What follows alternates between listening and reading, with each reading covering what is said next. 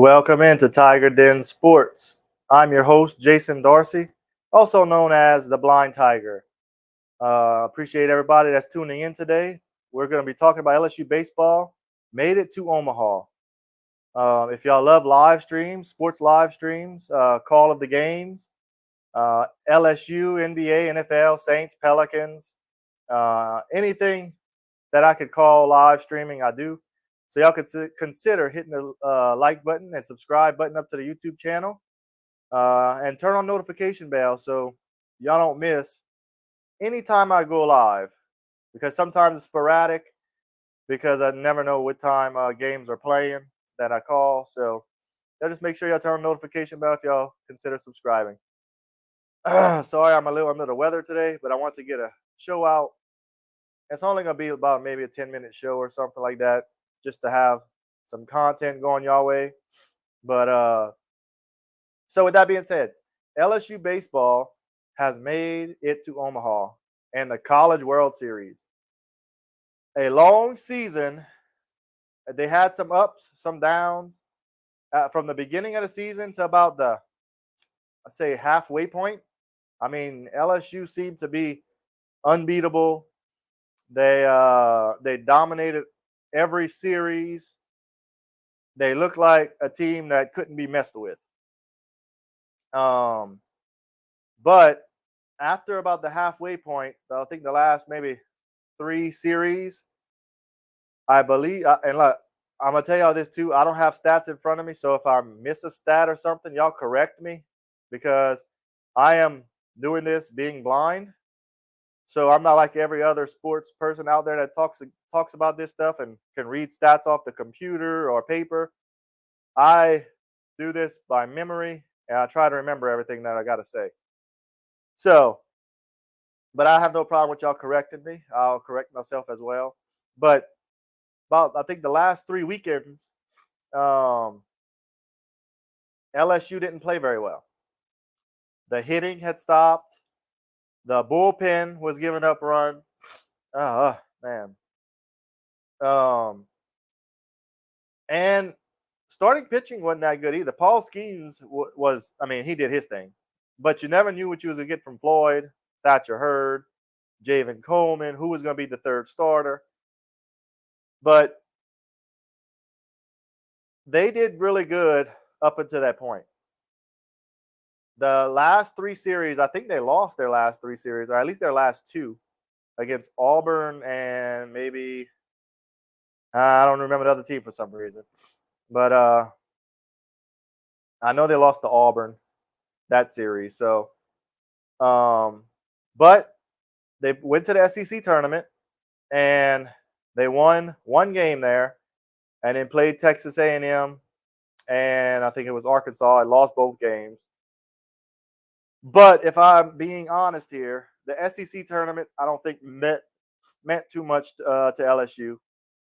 They knew they were going to be a host. They knew they were going to be a national seed, top 8. So they wanted to win 1 in the SEC tournament. So they beat South Carolina pretty bad. And then when they played Arkansas, they lost by a run. And then Texas A&M on Friday in the SEC tournament, they lost that game the same score, I think 5-4. But I don't think LSU really wanted the game. Texas A&M wanted that game way more because they had more to play for. But LSU just wanted to be healthy, get out of there healthy, get out of there unscathed, just to say it that way, and get ready for the regional. When the regional came, they didn't play around. They swept through the regional. They beat Oregon State. I mean, they beat Tulane the Friday night, which that was a controversial thing with the LSU fans and some media people, because we didn't think Paul Skeens should pitch the Friday night versus Tulane, because we knew that LSU could beat Tulane with any pitcher we had because of the bats that we had and stuff like that. And Tulane was the worst team that ever made a regional. They had 40 losses coming to the Baton Rouge Regional. The only reason they made it was because they won the AAC championship. So we knew that LSU was going to beat Tulane, but pitching Paul Skeens we thought was a bad decision because we figured anybody, and I'm one of them. I thought it was a bad decision too until Saturday came and it was rained out. Sunday came, Ty Floyd started, and then that game got rain delay, and Ty Floyd only was able to pitch 3 innings. So if Jay Johnson would have saved Paul Skeens for the Saturday start and it had to be moved to Sunday, Paul Skeens would have only got 3 innings there as well. Then it would have been a wasted day for Paul Skeens, and the rest is history. They end up coming after the rain delay, beating Oregon State Sunday, and then Oregon State goes beat Sam Houston that night, and then LSU takes care of business against Oregon State on the Monday. So that's what led us up to the Super Regional with Kentucky, and I don't think anybody really considered Kentucky a team that can beat LSU. I mean, LSU took 2 out of 3 against Kentucky, I believe, this year. Could have swept them, I'm not sure. But I know they took 2 out of 3 for sure. But coming into this Super Regional, I don't think anybody was really worried. We know that Kentucky's a scrappy team. They fight hard, but they don't have like an ace pitcher. They don't have like big-time batters. They play hard. They do the little things to try to win games. They bunt people over. They do hit and runs. They steal bases. So they do things like that. But Paul Skeens pitched Saturday, dominated. And then Sunday, Ty Floyd pitched. He did pretty good himself. I mean, he did give up a lot of hits. He gave up 3 solo home runs. I'm glad there was nobody on the base for when Floyd was pitching, and he gave up those home runs. 3 solo home runs, that can't beat you. But if he had runners on base and that happened, it could have been a different story. But then, who came in after Floyd? Riley Cooper came in after Floyd, gave a few good innings. And then Gavin Guidry came in and closed down the door. Gavin Guidry, the freshman, is turning into a stud as a closer. Next year, I think he's going to be playing shortstop, but I think they can still use him in the closer role if they really needed him. So all in all, the regional, super regional, LSU's playing their best ball. Bullpen is doing their thing again. The starting pitcher is getting back to LSU standards. And the bats are heating up once again. So that's a good thing. That's a good sign. And during the super regional, the last at bat for Dylan Cruz will be a very memorable one for him because he had a 2 RBI double, which he was very excited about. He was pumping his chest and hollering. And you don't see that out of Dylan Cruz too much. But it meant a lot having that happen to him because that was the last time he's playing college baseball after College World Series. At least that's what we believe. So it's good for that young man. I hope everybody cherished every moment y'all had to watch him because there's not many players that come to college like Dylan Cruz. Then you had Cade Beloso, who had a 3-run home run in his last game in college, besides the College World Series. And I'm really happy that he came back because, I mean, that young man was a really good ball player. Injuries just hurt him for a couple years. Like last year, he was supposed to be the starting first baseman last year, or DH, something like that. And first game of the season last year, they're celebrating and stuff before they go on the field to play. And I think he hurt his knee and had to have knee surgery. So I'm glad for him as well. He came back and had a great year. He gets to go play in Omaha just like Dylan Cruz. Trey Morgan gets to go play in Omaha. He's doing big things. I don't know if he's coming back next year. Who else? Braden Jobert. I don't know if he's coming back next year. So there's a lot of guys that might have played their last game at LSU. So I hope y'all cherished all those moments with those players this year because some of these players, that's it. Paul Skeens is one of them. That's it for him too. We only got to see him 1 year of pitching, and he dominated. I wish we could have had him for multiple years, but him and Cruz is going to go number 1 and 2 in the draft. Which one goes first? I don't know. Y'all could drop a comment down below and let me know who goes first in the MLB draft, Dylan Cruz or Paul Skeens, and who would y'all take first? I would say I'd take Dylan Cruz just because I think he'll make it to the major leagues first, because usually big hitters make it first, faster. And Paul Skeens will make the big leagues, but it takes them a little bit more time, I believe. So, with that being said, now we're to the College World Series. And LSU plays Tennessee for the first game. I'm a little worried about this game. I know LSU took 2 out of 3 from Tennessee in the regular season. And they played very well against them. And I'm assuming Paul Skeens is pitching first against Tennessee, because LSU needs to play in the winner's bracket to go far in the College World Series. At least that's my assumption and what I believe. Y'all can let me know down in the comments what y'all believe. And don't forget to subscribe up to the YouTube channel, Tiger Den Sports, as well, and hit the like button. But I believe Paul Skeens is going to be pitching against Tennessee. But the problem is, I don't think, let me say it like this. Tennessee plays in a small ballpark at their home. So they're able to hit a lot of balls out of the ballpark, with normally in a bigger ballpark like LSU or the one in TJ Ameritrade, the one they're playing in Omaha, it's a bigger field. So a lot of those balls they would hit out of the ballpark in Tennessee probably would just be a fly ball to the warning track in Omaha. So I'm not concerned about the bats too much against Paul Skeens. Paul Skeens is going to get 10 to 12 strikeouts, I believe, like normal. But Tennessee got great pitching. They got a guy named, his last name is Beam. I don't know his first name. I don't keep up with Tennessee that good, and I don't have it in front of me to tell you, but Beam is a great pitcher. And then you got Chase Dolander. Then you got another guy named Lindsey, Andrew Lindsey, I think. And I believe there's one more pitcher, Burns. They all throw 96 and higher with great command. And I know LSU tends to strike out a lot against great pitching. They do good. They do get hits off of them, and they score a lot of runs. But I just get concerned with the amount of pitching that Tennessee has against LSU.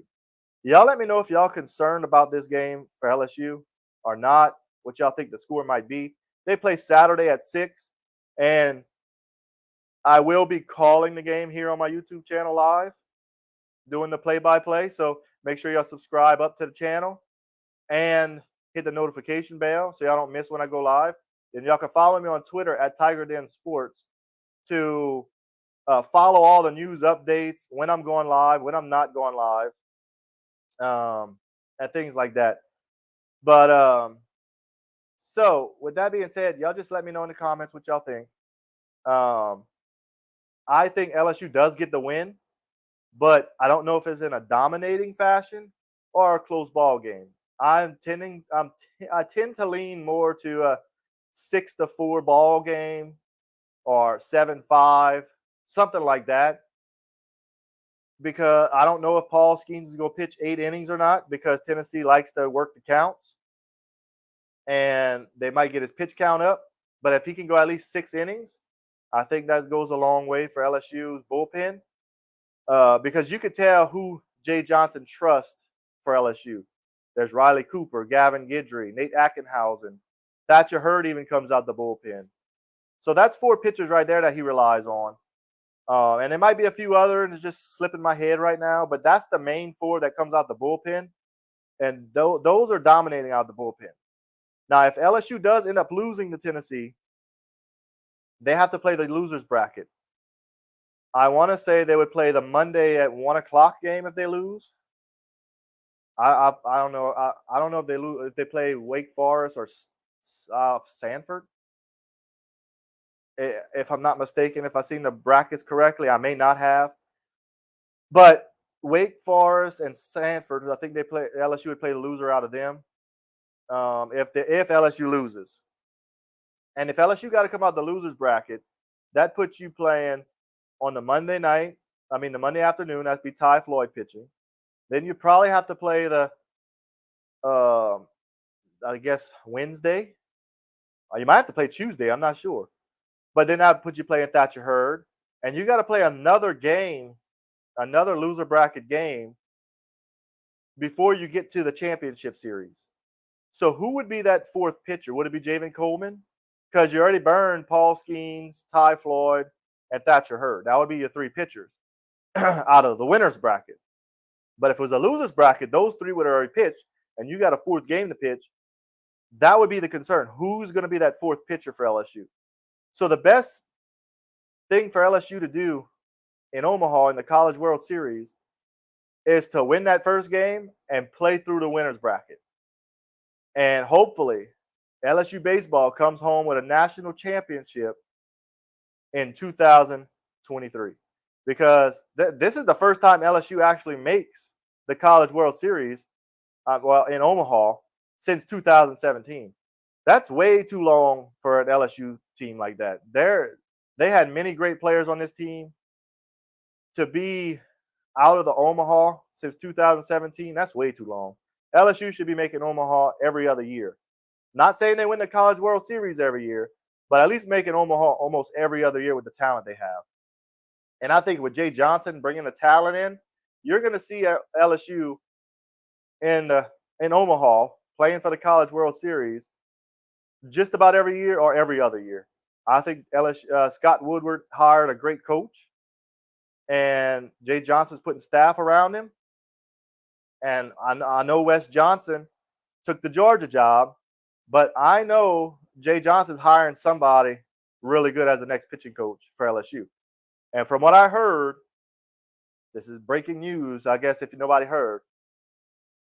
Jay Johnson, I don't want to say it's Jay Johnson that said this, but he's looking at a coach that is still coaching right now in the College World Series. And I'm just going to say that. That's what I'm hearing. And from what I gather, it could be the Wake Forest pitching coach. He's a young guy. It's his first year at Wake Forest. And if y'all go look up the stats for Wake Forest pitching, he did a great job. I think Wake Forest pitching ERA is under 3 as a team, I believe. So that's how great of a job he did. So if Jay Johnson could snag him from Wake Forest to come to LSU, that would be a great move for Jay Johnson. Not to say he's going to stay long. If he does that at LSU, he's probably going to get a head coaching job. But that's what happens when you hire great coaches for assistant jobs. Teams come after them for head coaching jobs. And that's okay. That says a lot about who you're hiring as a coach. But I think LSU got a great shot at winning the College World Series this year in 2023. And I'm glad to see Dylan Cruz, Trey Morgan, Cade Beloso, and the rest of the guys get to play in Omaha before their career ends in college. So I hope y'all like this show. I know it's a little bit quicker. Subscribe up to the Tiger Den Sports YouTube channel, and also go follow me on Twitter at Tiger Den Sports, and also hit the share button and let people know that I'm out here doing this. So until next time, I'll talk to you later.